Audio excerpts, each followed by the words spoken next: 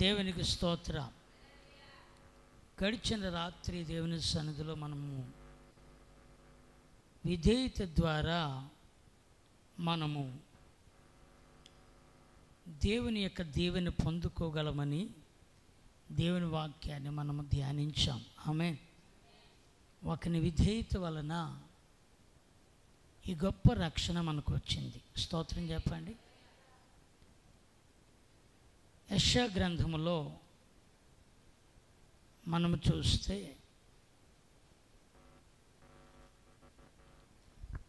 లేఖన భాగముల్లో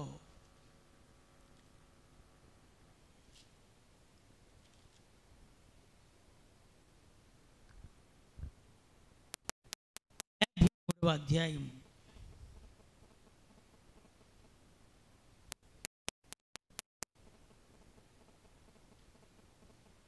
1 చూస్తాం. ఈ గొప్ప దీవెన, ఈ గొప్ప రక్షణ దేవుని ఏర్పాటులో మనం ఉండడానికి గల కారణము దేవుడే మనల్ని ప్రేమించి ఉచితముగా ఈ గొప్ప రక్షణ భాగ్యాన్ని మనకి ఇచ్చాడు. స్తోత్రం. హల్లెలూయా. 53వ అధ్యాయం యెషయా గ్రంథములో మేము తెలియచేసిన సమాచారం ఎవడు నమ్మెను? యెహోవా బాహు ఎవనికి బయలుపరచబడెను? లేత మొక్కవలెను ఎండిన భూమిలో మొలిచిన మొక్కవలెను ఆయన ఎదుట పెరిగెను.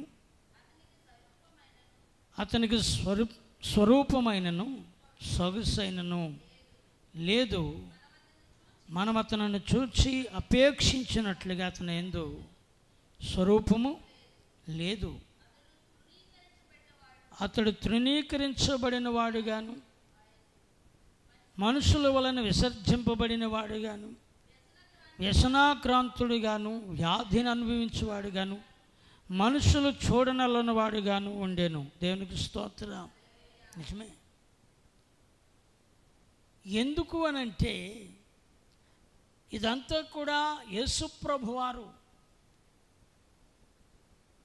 తాను మానవుల నిమిత్తమై, తండ్రి చిత్తాన్ని నెరవేర్చే నిమిత్తమై, తన యొక్క సృష్టిలో తాను చేసుకున్న వారిలో ఎక్కువగా ప్రేమించబడిన మనుషులందరి నిమిత్తమై ఆయనే మన కోసము దీనుడుగాను, మన కోసం వ్యాధి నొందువాడుగాను, మానవులను రక్షించే విషయంలో ఆయన తన ఉన్నతమైన సౌందర్యాన్ని, ఘనతను, ఖ్యాతిని, సౌభాగ్యాన్ని,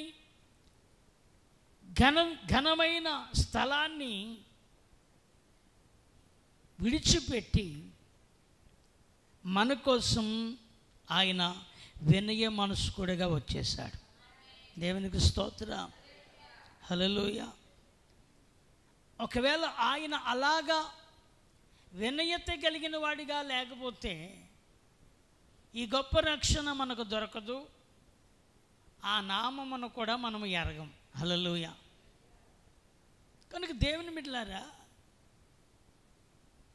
ఈ రాత్రి 19వ రాత్రి, ఇక రేపు రాత్రి, ఎల్లుండి పగలు రాత్రితో ఈ ప్రార్థనలు ముగించబడతాయి.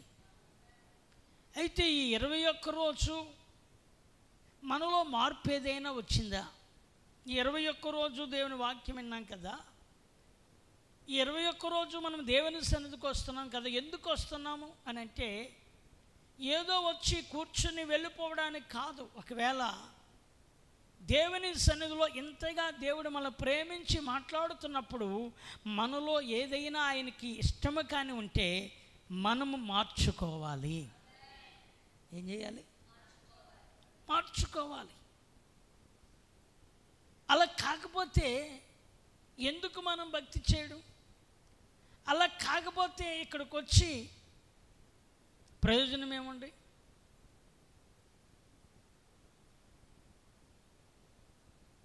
ఇక్కడికి వచ్చి మనం కేవలం వచ్చి వెళ్ళడం తప్ప మనలో మార్పు అనేది దేవుని ఎదుట కనబడడానికి మనము మన లోపాలను సరిచేసుకోవాలి.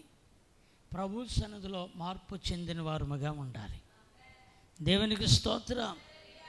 వాక్యంలో నుండి మరొక మాటను నేను మీకు గుర్తు చేస్తాను.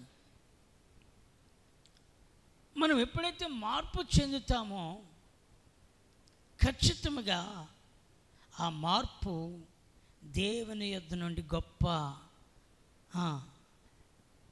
విలువలను మనకు తీసుకుని వస్తుంది. స్తోత్రం. హల్లెలూయా. మారిన వ్యక్తి జీవితం ద్వారా ఆశ్చర్యమైన కార్యాలు దేవుడు జరిగిస్తాడు. ఆమేన్. హల్లెలూయా. మనం మారాలి. ఏం చేయాలి? మనలో మార్పు రావాలి. మీరు గమనించే మార్పు చెందిన వారి ద్వారా అనేకులు ప్రభావితము చెందారు. దేవునికి స్తోత్రం. బైబిల్లో మనం చూస్తే మార్పు చెందిన వారి ద్వారా దేవుని నామం మహిమపరచబడ్డమే కాదు, వారి ద్వారా దేవుడు ఆశ్చర్యమైన కార్యాలు, అద్భుత కార్యాలు వారి ద్వారా కూడా దేవుడు జరిగించుకున్నాడు. స్తోత్రం. పౌలు గారు ఒకప్పుడు ఎలాంటి వాడు చెప్పరే? అతడు క్రూరుడు. పౌలు గారు ఎంత క్రూరుడంటే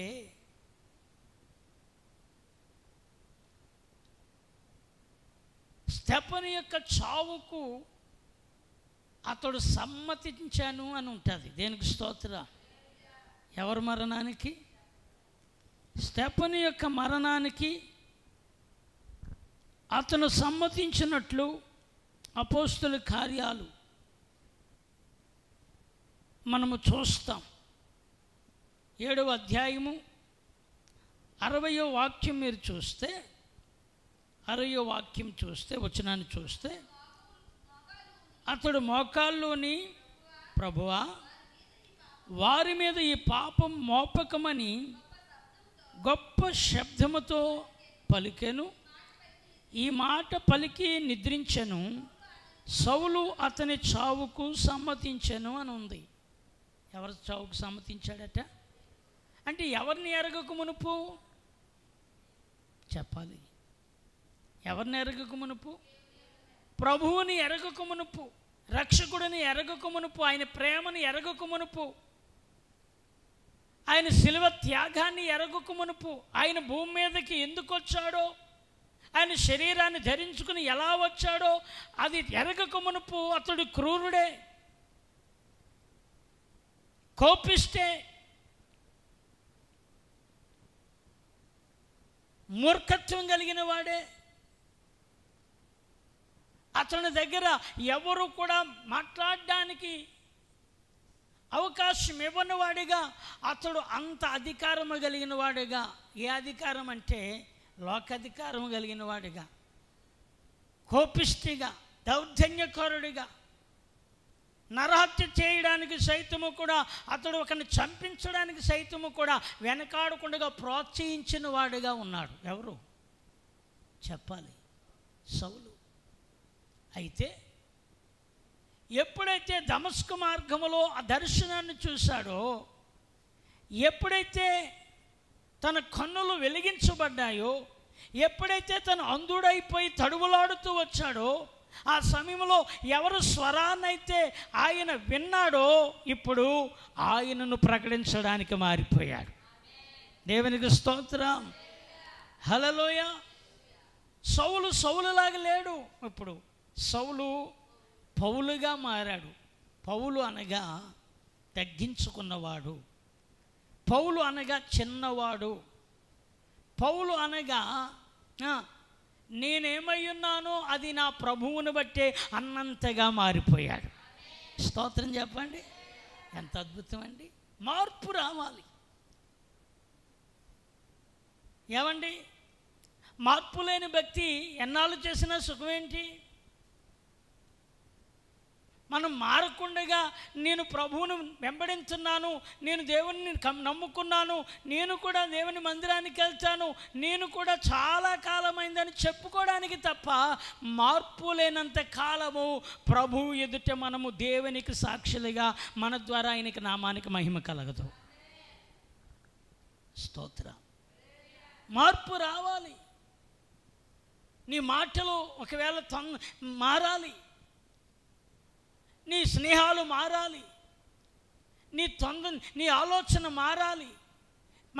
మనలో ఏదైనా చెడు క్రియలు ఉంటే అవి మారాలి. అవి మారితేనే దేవునికి సంతోషం కలుగుతుంది. హల్లెలూయా.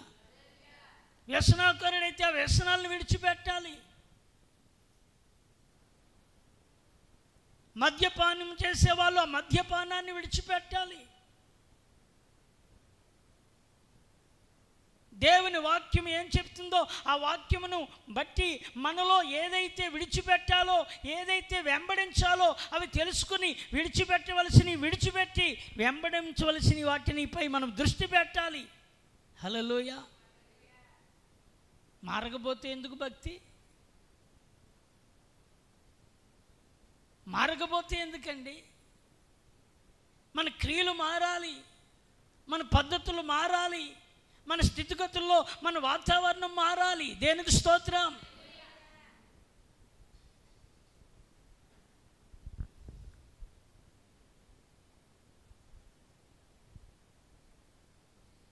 కొత్తిల్లు కట్టుకొని ఒకప్పుడు మట్టిల్లు ఉండేవి. ఒకప్పుడు మట్టిళ్ళల్లో శుభ్రం చేయవలసి వస్తే ఆ పశువుల పేడ తెచ్చి ఆ ఇంటిని ఏం చేసేవారు? శుభ్రపరుచుకునేవారు. దానిని శుద్ధి చేసుకుని నెలకో లేకపోతే 2 వారాలకో ఇలాగా వాటిని అలికేవారు. మరి ఇప్పుడు బాగా మంచి ఇల్లు కట్టుకొని పేడ తెస్తున్నామా? ఎందుకు తేలా చెప్పరే? ఇప్పుడు మారారు. హల్లెలూయా. ఏం చేశారు? మారారు, మార్పు చెందారు. శుభ్రమైన ఇల్లు కట్టి, అందమైన ఇల్లు కట్టి, మంచి చక్కని పెయింట్ వేసి, చక్కని ఏమండి పాలరాతి గొచ్చులు చేసి, ఇన్ని చేసిన తర్వాత వాటి మీద ఎవడన్నా పేడ కల్లాపు నీళ్ళు కానీ వేసాడనుకో ఊరుకుంటామా? ఏం గత కాలం చేసిందే కదా అది. ఏదైనా పండగ పబ్బం వస్తే కనీసం పేడ నీళ్ళన్నా కొట్టుకునే వాళ్ళం అనేవారుగా. అవునా కదా? ఏ నీళ్ళు? సొన్నం నీళ్ళు కొట్టకపోయినా ఏ నీళ్ళు కొట్టేవారు? పేడ నీళ్ళన్నా కొట్టేవారుగా. పేడ నీళ్ళన్నా కొట్టి దాన్ని శుభ్రపరుచుకున్నట్టుగా మేము కూడా అలకు ముగ్గెట్టినట్టుగా, మేము కూడా కొంచెం మెత్తినట్టుగా చేసినట్టుగా ఉండేవారుగా. ఇప్పుడు అదే ఒకవేళ బాగా కట్టిన నీళ్ళకి ఎవడన్నా పేడ నీళ్ళు కొట్టారనుకో, కళ్ళు లేవా? వెంటనే రియాక్షన్ వేరేగా మారిపోతుంది. ఎందుకంటే ఇప్పుడు దానిని విడిచిపెట్టాం, శుభ్రపరచబడ్డాం, మంచిగా నీటుగా ఇల్లు కట్టుకున్నాం, వాకిటి అన్ని రకాలుగా ఎలాంటి విధమైన మాలిన్యానికి చోటు లేకుండా, బ్యాక్టీరియాకి రాకుండా దానికి సంబంధించిన రకరకాలైన ఆ క్లీనింగ్ చేసుకునే అన్నీ కూడా ఇప్పుడు అనుకూలంగా ఇంటిని శుభ్రపరచుకునేవెన్నో మన ఇంట్లో పెట్టుకున్నాం. హల్లెలూయా. ఏమైనా తిల్లు కట్టుకుని దాన్ని పెట్టలేదంటే మారారు. హల్లెలూయా. నేను అంటాను, దేవుని సన్నిధికి వచ్చిన తర్వాత మనలో ఏదైనా తప్పులు ఉంటే, మాట్లాడుకోని విషయాలు మనలో ఉంటే, ఎదుటి వారికి కొంతమంది ఉంటారు ఎవరొకరిని వాళ్ళ నోట్లో పెట్టుకోకుండా ఉండలేరు. అర్థమైందా? ఎవరొకరిని ఏం చేయాలి అనాలి. కొందరిని కుక్క మీదో, కోడి మీదో, కాకి మీదో, ఏమండి మాట్లాడుతుంటారా? కోపం దేని మీద చూపెడతారు? ఎదుటివారిని ఎలాగా ఏం చేయాలంటే ఏ కుక్క మీదో, ఏ కోడి మీదో, ఏ కాకి మీదో, ఏదో ఒక దాని మీద ఉద్రేకాలు తీర్చుకునే మాటలు పలుకుతున్నట్లయితే నువ్వు మారలేదు అని అర్థం. నువ్వు మారాలి. స్తోత్రం. నువ్వు మారితే వారి కోసం ప్రార్థన చేసే వ్యక్తి అయిపోతావు. వాక్యం ఏం చెప్తుందంటే మనం మారితే మనల్ని దూషించే వారి కోసం ప్రార్థన చేసే వాళ్ళం అయిపోతామట. అవుతున్నామా? ఎవరి కోసం చేస్తున్నామా? నిజం చెప్పండి, చేస్తామా? చెయ్యాలి. ఎవరు చెప్పినది అది ఎవరు చెప్పిందండి? యాకోబు గారు. మనం చెప్పింది అది. కానీ దేవుడు చెప్పింది వేరు. నిన్ను ద్వేషించేవారు, నిన్ను హింసించేవారి కోసం కూడా నువ్వేం చెయ్యి? బాగుకోరు. దేవునికి స్తోత్రం చెప్పండి. అంటే ఇది మార్పు.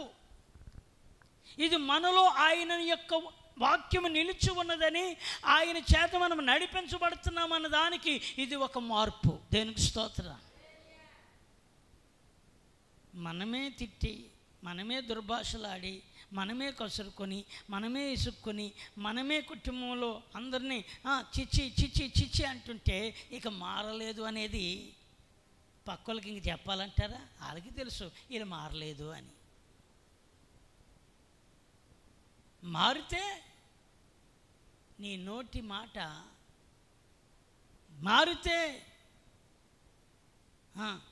మన నడవడిక అన్నీ కూడా దేవునికి మహిమార్థంగా మారాలి. దేవునికి స్తోత్రం. మారిన వ్యక్తులను దేవుడు గొప్పవారిగా నిలబెట్టేశాడు. ఆమెను చెప్పండి. అందుకే పౌలు గారు అంటారు, ఆయన అంతగా మార్పు చెందాడో దానిని బట్టే ఆయన సాక్ష్యం ఇచ్చాడు. నేను క్రీస్తును పోలి నడుచుకుంటున్నాను, మీరు నన్ను పోలి నడుచుకొనుడి. ఎంత ధైర్యంగా చెప్పాడో. దేవునికి స్తోత్రం. ఎవరిని పోలి నడుచుకుంటున్నాను అంటాడు? నేను యేసయ్యను పోలి నడుచుకున్నాను, మీరు నన్ను పోలి నడుచుకోండి. ఒకవేళ మీకు యేసయ్య కనబడలేదేమో, యేసయ్య మీకు కంటికి కనబడక మీరు అలాగుంటున్నారేమో. నేను మీ కళ్ళ ముందు ఎలాంటి వాడినో మీకు తెలుసు. ఒకప్పుడు దుర్మార్గుడిని, ఒకప్పుడు దోషకుడిని, ఒకప్పుడు హింసకుడిని, ఒకప్పుడు నేను హానికరుడిని, ఒకప్పుడు నేను చాలా భయంకరమైన పాపులలో కల్లా నేనే ప్రధానమైన పాపిని అంటాడు. హల్లెలూయా. పాపులలో కల్లా తిమోతి పత్రిక 1వ అధ్యాయం 1 తిమోతి పత్రిక 12వ వాక్యంలో అతను సాక్ష్యాన్ని చెబుతున్నాడు పౌలు గారు. చదువమ్మా. 1 తిమోతి రాసిన పత్రిక 1వ అధ్యాయము 12వ వచ్చిన భాగం మీరు చదివితే, పూర్వము దోషకుడును హింసకుడును హానికరుడునైన నన్ను తన పరిచర్యకి నియమించి నమ్మకమైన వానిగా ఎంచునందుకు నన్ను బలపరిచిన మన ప్రభువైన క్రీస్తు యేసుకు కృతజ్ఞుడై ఉన్నాను. తెలియక అవిశ్వాసం వలన నేను ఆ పనులన్నీ చేశాను అన్నాడు. ఆగండి. తెలియక నేను అప్పుడు చేశాను, తెలియక నేను అలా మాట్లాడాను, తెలియక నేను అలాగా తొందరపడ్డాను, తెలియక నేను ఈ విషయంలో ఇలాగే ఉండిపోయాను, అయితే ఇప్పుడు నాకు తెలిసింది అన్నాడు. మరి మనకు తెలిసిందా లేదా? మీ నోట బూతులైనను చెప్పాలి, దూషణ మాటలైనను, సరసోక్తులైనను, పోకిరి మాటలైనను మన నోట నుండి రాకూడదు అంటాడు. దేవునికి స్తోత్రం. హల్లెలూయా. మారాలి. నేను తెలియక చేశాను, నాకు తెలిసి నేను చేయలేదు కనుక ఇదిగో నా వంటి పూర్వము నేను దోషకుడును హింసకుడును హానికరుడునై ఉన్నాను, అయితే ఇప్పుడు నేను ఆయనని ఎరిగి ఉన్నాను గనుక నేను కనికరించబడ్డాను అంటాడు. దేనికి స్తోత్రం. మారాడు. మీరు చూస్తే ఇంకొక మాటని నేను మీకు గుర్తు చేస్తాను. హల్లెలూయా.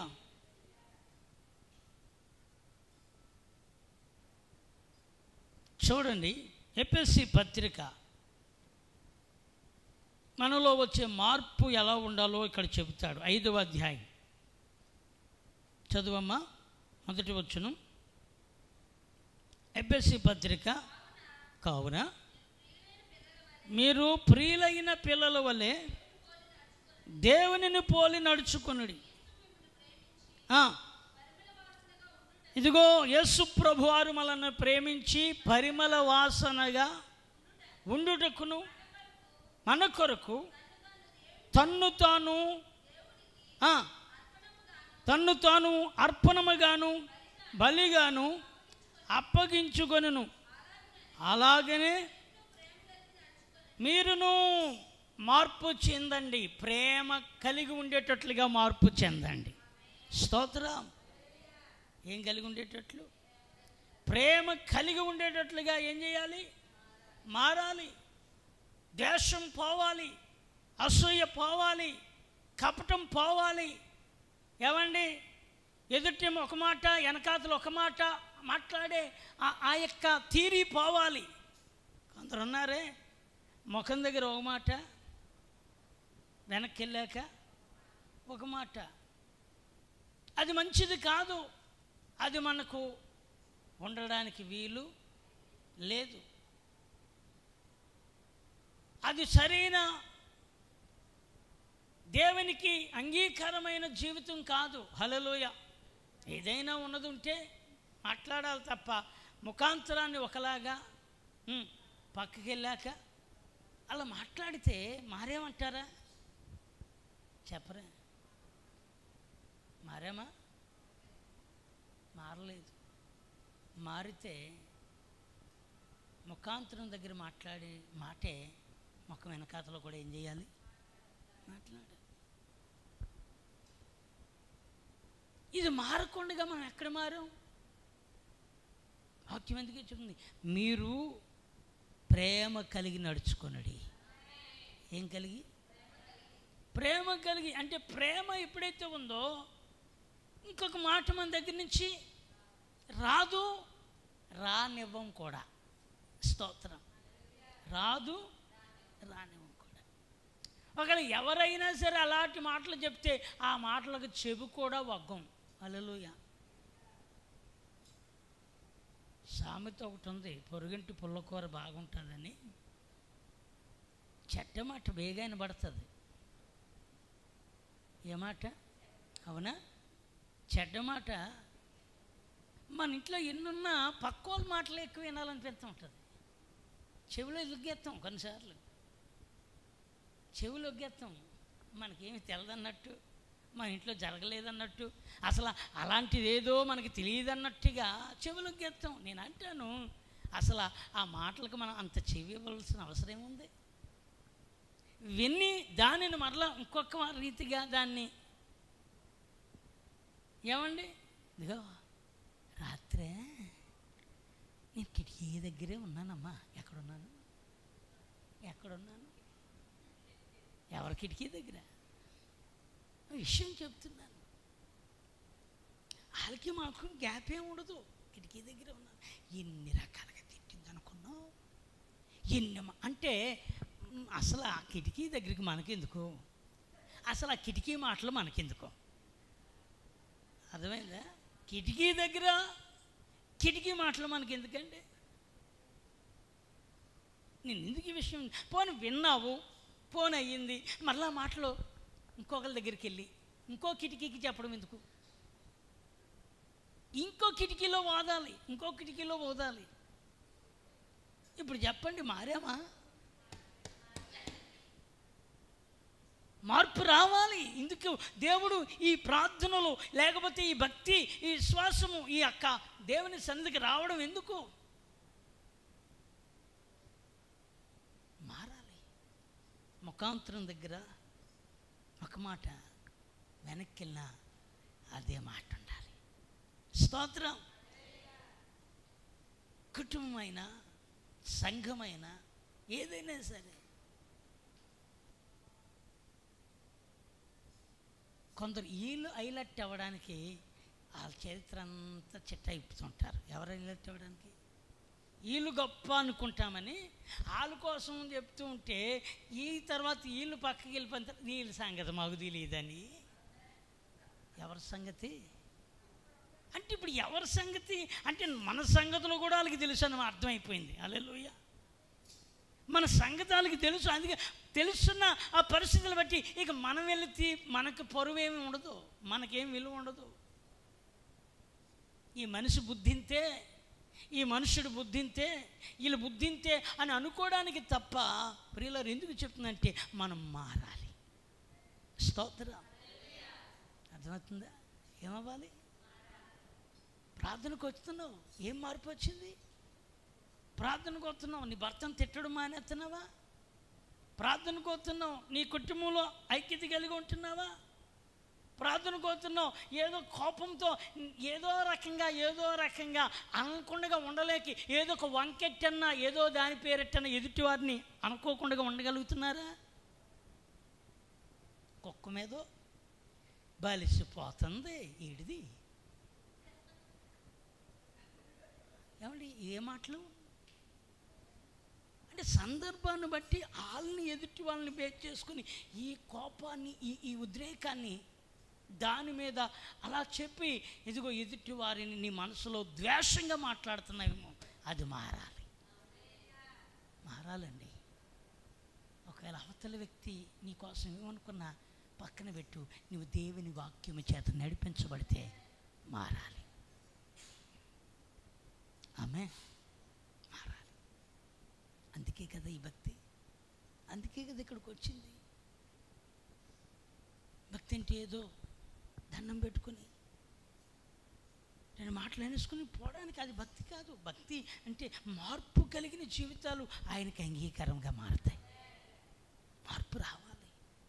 పౌలు గారు ఎంత చెప్తున్నాడు, నేను దుర్మార్గున్నే, నేను దోషకున్నే, నేను హానికరుణ్ణే, నేను చాలా చాలా క్రూరుడినే, కానీ నేను తెలియక చేశాను కనుక నేను ఇప్పుడు కనికరించబడి ఇప్పుడు ఆయనకి మహిమ తెచ్చేవాడిని. స్తోత్రం. అందుకే కదా పౌలు గారు నేను ఒకటికి తక్కువ, ఆయన ఎన్నోసార్లు 3 సార్లు తిన్నాడట కొరడ దెబ్బలు. హల్లెలూయా. ఎన్నోసార్లు పస్తులు, ఎన్నోసార్లు వస్త్రానికి లేనివాడే అయిపోయాడు. ఎన్నోసార్లు అనేక రకాల అవమానాలు గుండా ఆయన వెళ్ళాడు. కానీ ఎన్ని వచ్చినా తన మార్పును ఎక్కడా విడిచిపెట్టలేదు. స్తోత్రం. ఏం రావాలండి? ఏం మారాలండి? కొందరు చెప్తారు, మా ఈదులో ఎవరు మంచోళ్ళు కాదండి అంటారు. ఈదులో ఎవరు మంచోళ్ళు కాదంటే ముందు ఈదులో ఎవరు మంచోళ్ళు కాదంటే అర్థం ఏంటంటే నువ్వు మంచోడివి కాదు, నువ్వు మంచి వ్యక్తివి కాదని అర్థం. అర్థమైందా? ఈదులో ఎవరు మంచోళ్ళు కాదా అంటే వాళ్ళు మంచోళ్ళు కాదు అనుకోవడానికి గల కారణం ఏంటంటే నీ స్వభావం మారలేదు, నీ మాట మారలేదు, నీ యొక్క ఉద్రేకాలు మారలేదు. హల్లెలూయా. దేవునికి స్తోత్రం. ముగింతాను. హల్లెలూయా. మారాలి. ఎక్కడో మోయాబు నుండి వచ్చిన ఒక వ్యక్తి, లోకములో నుండి వచ్చిన ఒక వ్యక్తి, పూర్తిగా దేవుడెవరో ఎరగని రీతిగా ఉండి వచ్చిన ఒక వ్యక్తే తన ప్రవర్తన ద్వారా ఊరందట్లో గొప్ప సాక్ష్యాన్ని పొందుకుంది. దేవునికి స్తోత్రం. ఏం చేసింది? గొప్ప సాక్ష్యాన్ని పొందుకుంది కదా. ఎవరామె?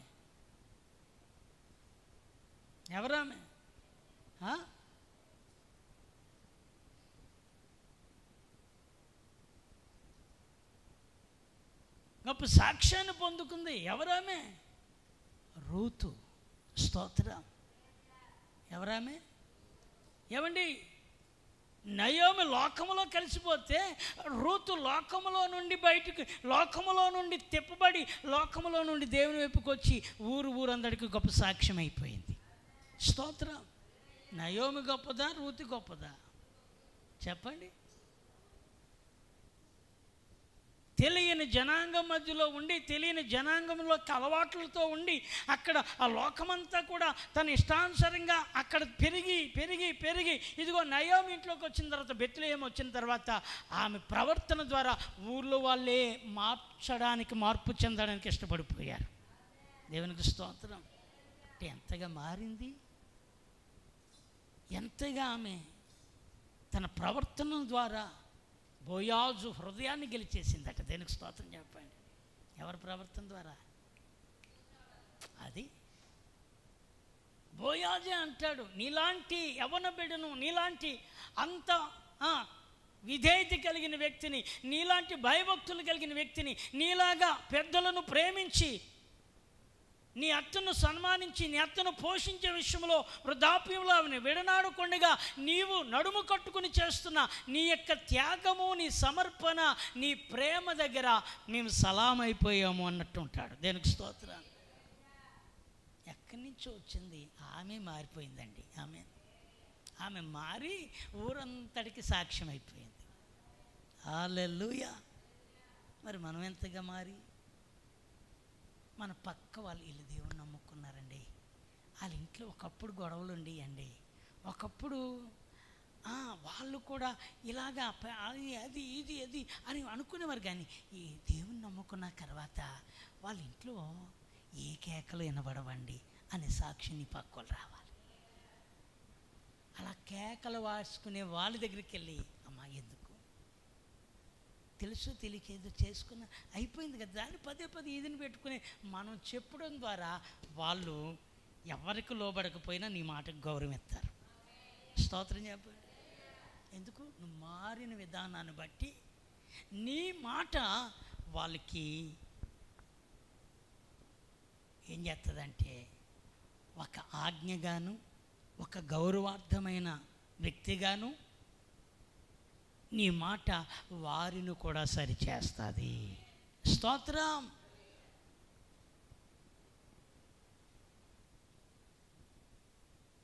మార్పు మనము కాదు, మన ఇరుగు పొరుగు వారిని కూడా ప్రభావితం చేస్తుంది. స్తోత్రం. ఎవరిని? రేపు నువ్వు వెళ్తున్న మందిరానికి వాళ్ళు కూడా అంటారు, మేము కూడా నీతో వస్తాము అంటారు. నువ్వు చెప్పనవసరం లేదు. అప్పుడు నీతో మేము కూడా ఎక్కడికి వస్తాం?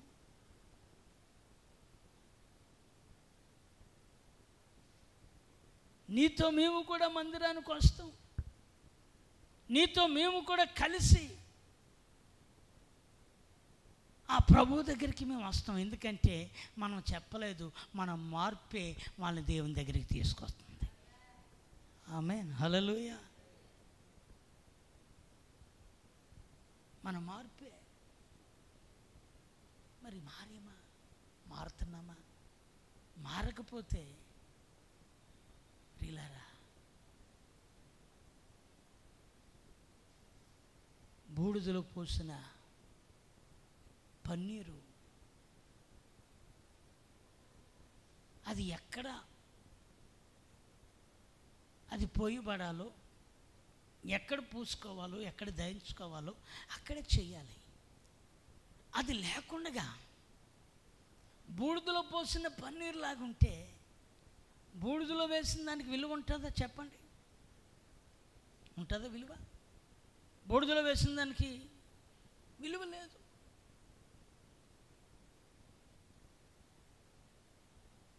విలువ తెలియాలి. మనము విలువైన వారుముగా దేవుని ఎదుట దేవుని రాజ్యాన్ని, దేవుని ప్రేమను, దేవుని యొక్క చిత్తమును మనం ఎరిగి మార్పు చెందితే ఆయన మనల్ని తలగా చేస్తాడు. దేవునికి స్తోత్రం. మీరు గమనించండి, మారిన వారిని మీరు గమనించండి. రూతు మార్పు దావీదు వంశానికి కాదు, యేసుక్రీస్తు జననావనికి ఆమె కనబడుతుంది.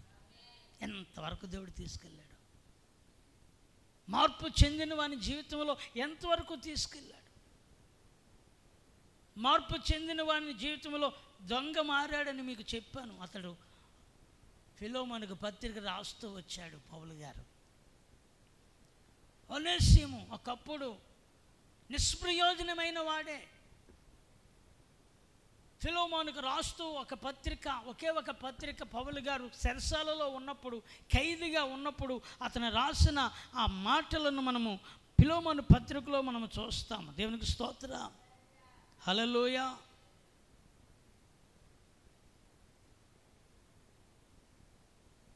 మీరు చదివితే 10వ వచనము కింద చివరి భాగంలోనికి వస్తే, ఒనేసిము కోసం నిన్ను వేడుకుంటున్నాను అంటాడు.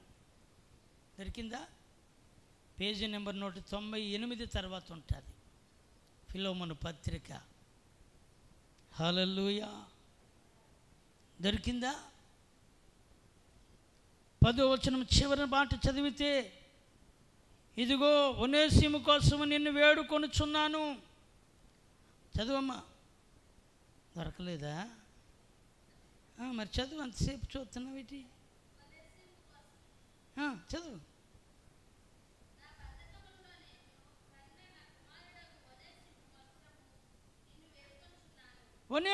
ఒనేసిము కోసం నేను నిన్నేం చేస్తున్నాను? ఎవరితో చెప్తున్నమాట అది? ఫిలోమోనుకు ఒక ఉత్తరములో ఇలాగ నిన్ను వేడుకుంటున్నాను అని చెప్తూ రాస్తున్నాడు. చదువు. అతడు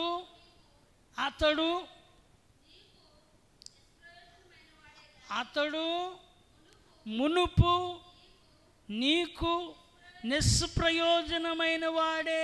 ఆగండి. ఒకప్పుడు అతడు చెడ్డవాడే. మనం కూడా పర్ఫెక్ట్ అని చెప్పడానికి సరిపోం.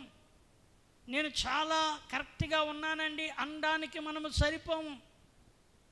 మునుపు నేను నిష్ప్రయోజనమైన పరిస్థితులు గుండా, ఇదిగో నేను ఒనేసిము కోసం చెప్తున్నాను, అతడు మునుపు నిష్ప్రయోజనమైన వాడే నీకు. అలాంటి వాడు నీ దగ్గర ఉండకూడదని నువ్వు ఎంచుకున్నావు.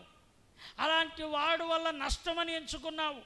అలాంటి వాడితో సహవాసం మంచిది కాదని ఎంచుకున్నావు. అలాంటి వాడిని దగ్గర పెట్టుకుంటే నీవు కూడా నేరస్తుల్లో, దొంగల్లో, ఏమండి, నీవు కూడా ఏదో అక్రమకారుడు అన్నట్టుగా అతనిని బట్టి నీవు కూడా నిందించబడేవాడుగా అవుతావని అతని కోసం నువ్వు అనుకున్నావు. అయితే పౌలు అంటాడు, ఇప్పుడు నీకును నాకును ప్రయోజనకరమైన వాడిగా మారిపోయాడు. దేవునికి స్తోత్రం చెప్పండి. అది మార్పు. నువ్వు దేవునికి ఉపయోగపడేవాడు అవ్వాలి. దేవుని నామం నీ ద్వారా మహిమపరచబడాలి. ఇతరులకు నీ మాదిరిని ప్రభు దగ్గరికి నడిపించాలి. దేవునికి స్తోత్రం. ఒకప్పుడు నువ్వు ఎంత క్రూరమైన వ్యక్తివో, ఎంత బానిసైపోయావో, ఏ రకమైన దానికి బానిసైపోయావో. మొన్న కథని నేను చెన్నైపాలెం ప్రార్థన కోవటానికి పిలిచి వెళ్ళాను. నాకు ఆ మధ్యలో అతను మనకి పాకున్నప్పుడు డోలకి కొట్టడానికి వచ్చేవాడు, గుర్తుందా? డోలకి కొట్టేవాడు. నాకు ఆ మధ్య కనపడలే. సడన్గా మొన్న ప్రార్థనలో ఆడికి వెళ్తే నేను వాక్యం అయిపోయిన తర్వాత నాకు బయట కనపడ్డాడు.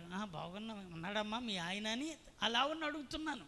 కనపడతలేదు. మీ ఆయన ఎక్కడ ఉన్నాడా అంటే, ఈ హైదరాబాద్ అన్నా ఏ పనుల కన్నా బయటికి వెళ్ళాడంటే, లేదండి ఎదురుకుండా టపక్కన వచ్చాడు. ఉన్నానండి అన్నాడు. ముసలి బాగున్నావా అంటే, బాగున్నానండి, ఈ చర్చికి వస్తానండి, ఇక్కడేనండి, నేను ఇక్కడే ఉంటున్నానండి, డోలక్క కొడుతున్నానండి, అదండి ఇదండి అన్నాడు. నాకు దగ్గరికి వెళ్తే గుప్పును కొంప వచ్చింది. ఏమొచ్చింది? దగ్గరకు వచ్చేసరికి నాకు ఆ మద్యం ఏమైంది, గుప్పును కొట్టింది. నేను అన్నాను, మరి నువ్వు మారావా అంటే, మారాను కానండి, దీన్ని మాత్రం నేను వదలనండి అంటున్నాడు. దేన్ని వదలడట? మారేనే కానీ దీన్ని మాత్రం అంటే, మారానంటే మరి మార్పేదండి. నువ్వు మారకుండా ఎలా మారానని చెప్పగలవు? అది మాత్రం అంటున్నాడు. అది మాత్రం అంటే నేను నేను ఎన్ని వచ్చినా అది మాత్రం నేనేం చేయనండి. మరి నీ ద్వారా దేవుని నామం ఎక్కడ మహింపరచబడుతుంది అంటే మాట్లాడకుండా వెళ్ళిపోతున్నాడు, మౌనం అయిపోయాడు. నేను ఎందుకు ఈ మాట చెప్తున్నానంటే, ఇప్పుడు ఒనేసిము నిష్ప్రయోజనమైన వాడే, నీకు చాలా నష్టాన్ని తెచ్చిన, అతడితో ఉండడం మంచిది కాదని, అతడి వల్ల నీకు నష్టం వచ్చిందని, అతడి వల్ల నీకు చాలా వ్యతిరేకతలు ఎదుర్కొన్నావని నాకు తెలుసు. అయితే ఇప్పుడు నీకును నాకును మరి విశేషముగా అతడు ప్రయోజనకరమైన వాడయ్యను. దేనికి స్తోత్రం. మారాడా లేదా? ఏం మారాడు అని అంటే, తన స్వభావం మారింది, తన మోసకరమైన ఆలోచనలు మారాయి, తన అలవాట్లు మారాయి, తన ప్రవర్తన మారింది, తన మాట ద్వారానే మారింది. ఇప్పుడు అతడు దేవునికి కూడా ప్రయోజకుడిగా కనబడ్డాడు. ఆమె చెప్పండి, ఎంత అద్భుతమండి. ఒక వ్యక్తి మారితే పరలోకములో దేవుడు సంతోషించేంతగా ఇక ఎవరు సంతోషించరట. స్తోత్రం. పరలోకంలో గొప్ప సంతోషం తెలుసండి. ఎక్కడ? పరలోకంలో దేవదూతలు ఆరాధన చేసినా సరే ఎప్పుడు సంతోషించలేనంత సంతోషం అట దేవుడు ఒక వ్యక్తి మారితే చూస్తాడట, పొందుతాడట. దేనికి స్తోత్రం. అమ్మయ్య, నా బిడ్డ ఏమయ్యాడు? మారాడు. నా కుమార్తె ఏమైంది? మారింది. మన కొడుకులుగాను కుమార్తెలుగాను ఆయన కోరుకున్నాడు. ఆమెను చెప్పండి. మారాడు. మారాలి, మారాలి. మారితే నీ కుటుంబంలో కూడా నీకు విలువ పెరుగుతుంది. స్తోత్రం.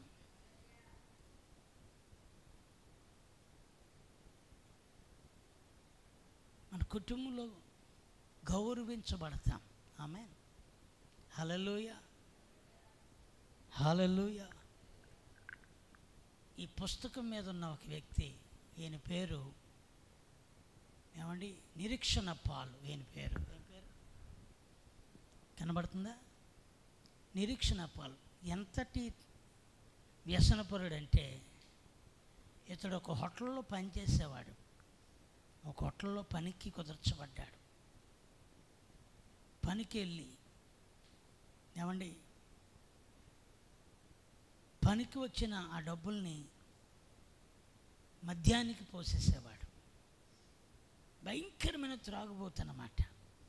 చాలా భయంకరమైన త్రాగుబోతు. ఎంతటి త్రాగుబోతు అంటే, ఇతను హోటల్లో పనిచేసేటప్పుడు కాబోలు వాళ్ళు వచ్చి బాకీలు ఇస్తుంటే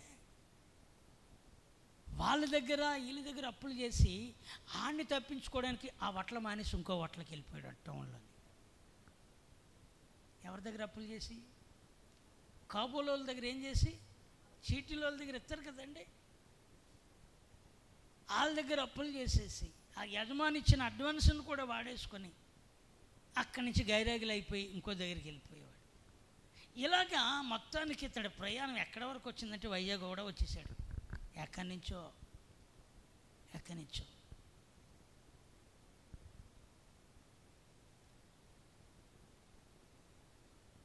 కొంతకాలం దేవుణ్ణి నమ్ముకున్నాడు. దేవుణ్ణి నమ్ముకున్న బుద్ధి మారలేదు. దేవుణ్ణి నమ్ముకున్న అలవాట్లు మారలేదు. తన భార్య మందిరానికి వెళ్తుంటే నేను వస్తానని పేరుకి వెళ్ళేవాడు, కానీ అలవాట్లు మారేవాడు కాదు. ఈ సాక్ష్యం ఇందులో ఉంటుంది. దేనికి స్తోత్రం. అతను చెప్తాడు, ఆ టైంలో తన కూతురు కూడా అనారోగ్యం వస్తే వైద్యం చేయించుకోవడానికి కూడా డబ్బులు లేని పరిస్థితి అయిపోతే బిడ్డ చనిపోయింది.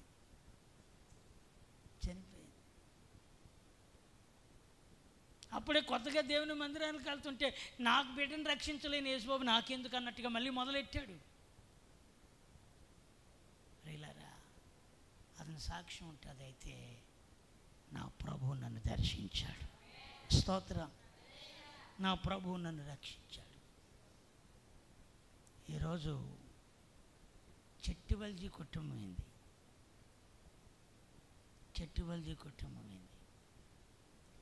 ఈరోజు కొవ్వూరు ప్రాంతంలో ప్రస్తుతం మొన్నటిదాకా పశ్చిమ గోదావరి జిల్లా కానీ ఇప్పుడు తూర్పుగోదావరి జిల్లా అయింది.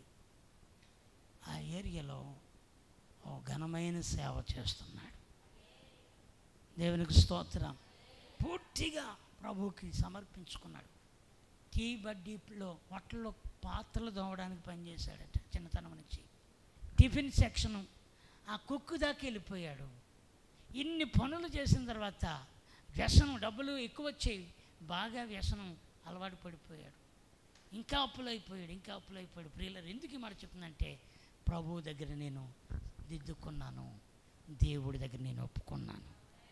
స్తోత్రం. ఈరోజు ఒక మంచి పెద్ద పరిచర్య చేస్తూ ఉన్నాడు. ఆమేన్, హల్లెలూయా.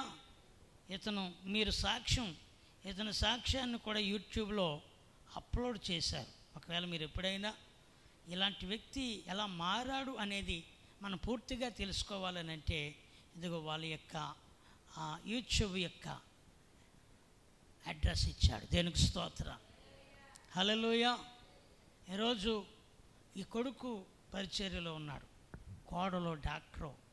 ఎందుకు పనికిరాని కుటుంబాన్ని దేవుడు ఈరోజు అనేకులకు ఆశీర్వాదకరమైన వాళ్ళగా నిలబెట్టాడు. ఆమేన్. నీకు తెలిసి ఎంత తాగుబోతు ఆయన సాక్ష్యం డైరెక్ట్గా నేను కలిశాను, విన్నాను, కలిసి మాట్లాడుకున్నాం. దేవుడు నన్ను ఇలా చేశాడండి అనే ఆయన సాక్ష్యాన్ని విన్నప్పుడు, ఇది ఈ పుస్తకం ఆయనే అప్పుడు నాకు ఇచ్చాడు. దేనికి స్తోత్రం, హల్లెలూయా. ఈ పాటల పుస్తకాన్ని ఇందులో మా సాక్ష్యం ఉందండి, ఇందులో ఉందండి అని ఆయన ఇచ్చిందే. దేనికి స్తోత్రం కలిగిన హల్లెలూయా. నువ్వు మారాలి. మారితే దేవుని నామం ఏమవుతుంది? మహిమపరచబడుతుంది. ఆయన నామం మహిమపరచబడితే మనము మన ద్వారా అనేకులు ప్రభువు తట్టుకు తిరుగుతారు. దేవునికి స్తోత్రం. మారదామా లేకపోతే అలాగే ఉందామా? చెప్పండి. ఏం రావాలి? ఏ మార్పు రావాలి? ముఖాంతరాన్ని ఒకే మాట, ముఖం వెనకాతలో కూడా ఒకే మాట. కుక్క మీదో కాకి మీదో కోడి మీదో ఏమి రాకూడదు. వంకలు పెట్టి ఎదుటి వారిని దూషించడానికి ఉండకూడదు. పక్క వాళ్ళ మాటలు వినడానికి మన చెవులు ఏం చేయకూడదు. పక్క వాళ్ళ మాటలకు మన చెవులు వద్దు. కుదిరితే ప్రార్థన చేయాలి కోసం.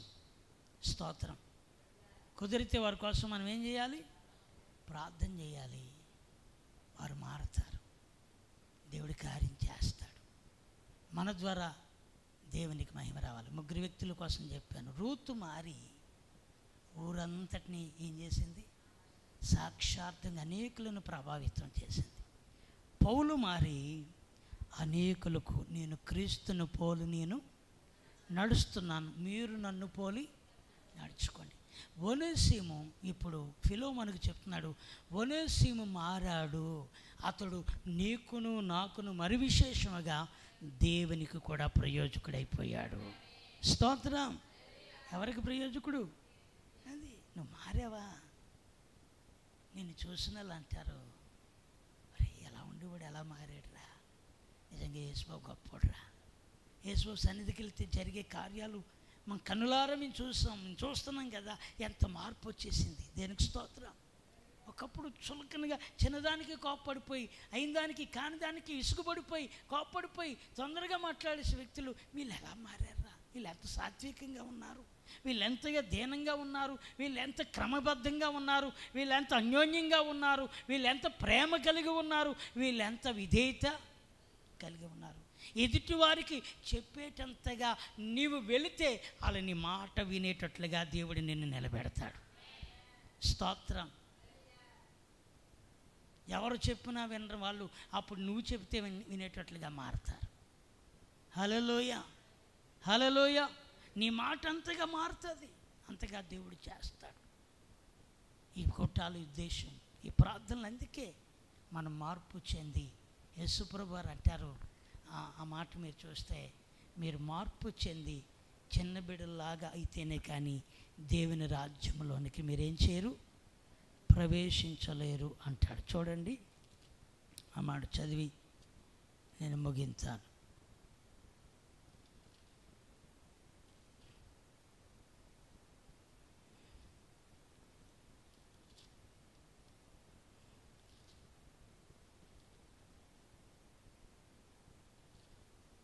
హల్లెలూయా.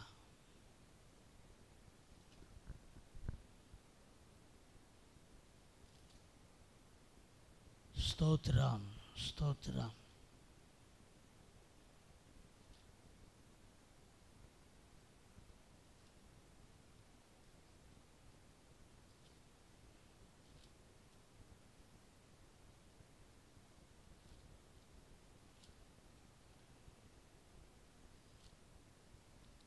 చూడండి, మత్తయి సువార్త కానీ, మీరు మార్పు చెంది చిన్న బిడ్డలాంటి వారైతేనే కానీ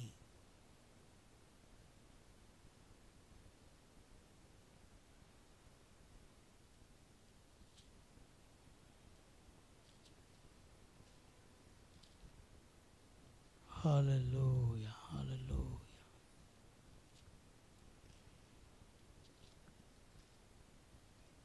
చూడు, చదవండి. మీరు మార్పు నొంది బిడ్డల వంటి వారైతేనే కానీ పరలోక రాజ్యములో, మీరు చూడండి మత్తయి సువార్త 18వ అధ్యాయము, ఈ మాటలు మనము చూస్తాం.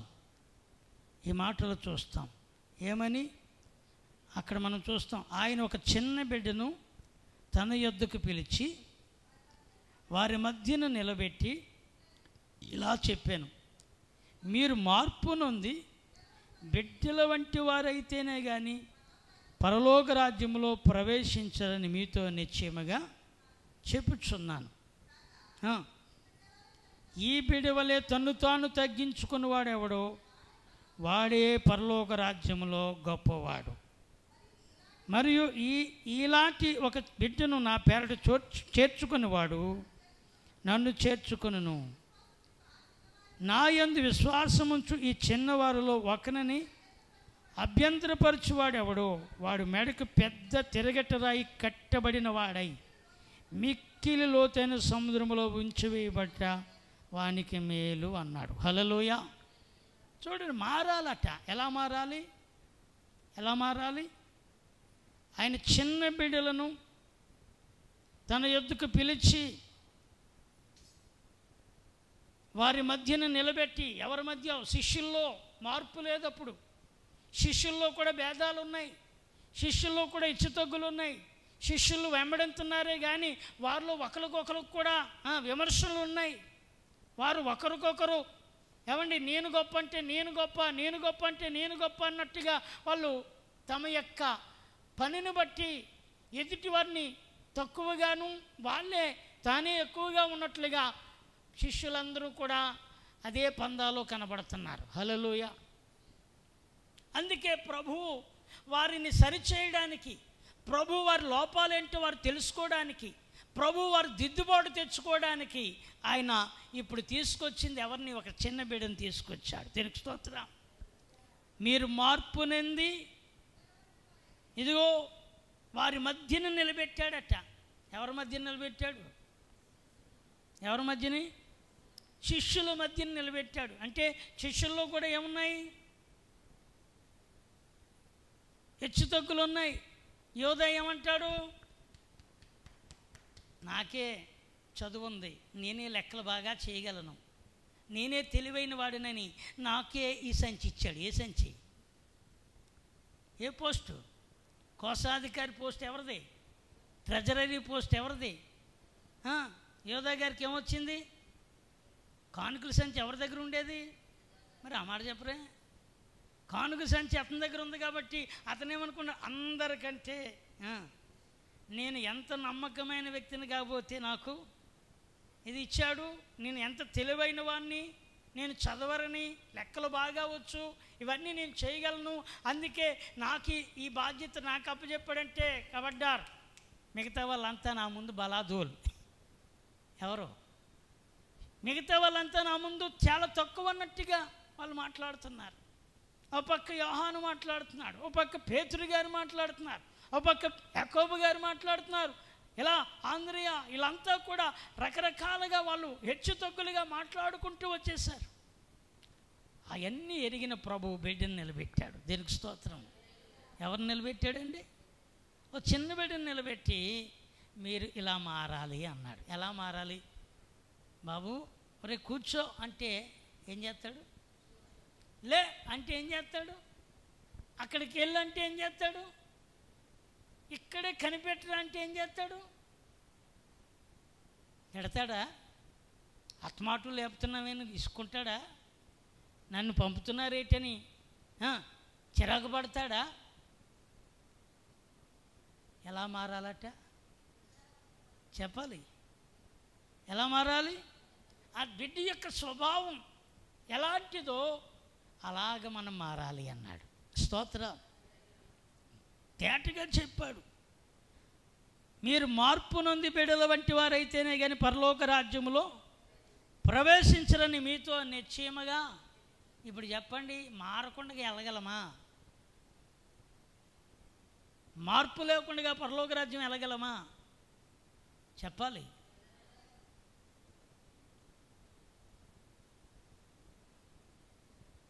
మారాలి. ఉద్రేకం మారాలి, ఆవేశం మారాలి, తొందరపాటు మాటలు మారాలి, చీటికి మాటికి ఇసుక్కొని చిరాకు పడే స్వభావాలు మారాలి.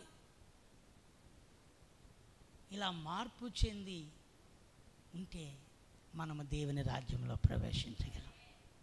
స్తోత్రం. హల్లెలూయా.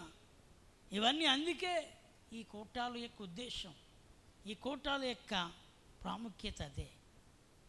కనుకనే మనము అక్కడ అంటాడు కదా, ఈ చిన్నవారిని మరియు ఇలాంటి ఒక చిన్న బిడ్డ నా పేరట చేర్చుకునేవాడే నన్ను చేర్చుకొనును. దేనికి స్తోత్రం. హల్లెలూయా. అందుకే అభ్యంతరపరిచే ప్రతిదాన్ని మన యొద్ద నుండి తీసివేయమన్నాడు. ఆమేన్. దేన్ని?